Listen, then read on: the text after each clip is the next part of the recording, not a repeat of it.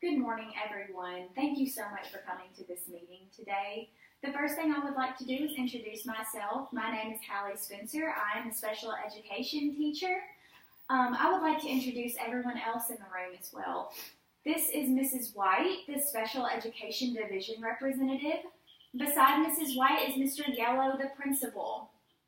And to my right is Mrs. Gray, Shirley's general education teacher. And this is Mrs. Gray, everyone. This is Shirley's mother. So, Mrs. Gray, the first thing that I would like to do is address any concerns that you may have with Shirley. I just want to make sure my daughter Shirley has all the same opportunities as her classmates. Okay, so as you have stated, you want to make sure that Shirley has all of the same opportunities to succeed as her classmates do, and I can assure you that that is all of our main goals as well. We want to see Shirley succeed. So let's dig into the strategy that I use to assess Shirley's reading skills. So since Shirley's in the 4th grade and we've noticed that she's been struggling with the assignments and the tests and the content of 4th grade reading, I decided to assess Shirley using the 3rd grade Dolch sight word list.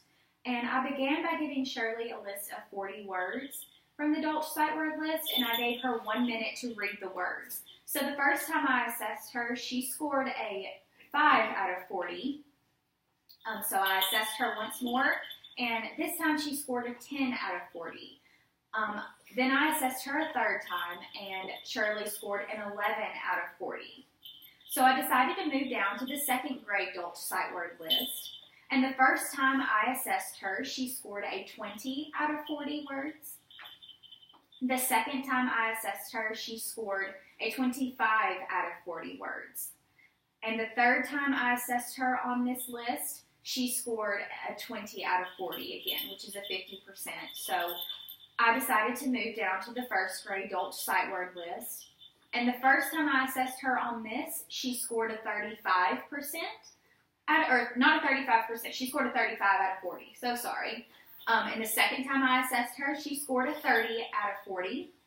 And the final time I assessed her, she scored a 33 out of 40, which is an 82%.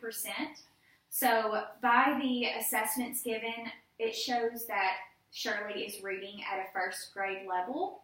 So we feel that it would be in Shirley's best interest to move forward with special education services.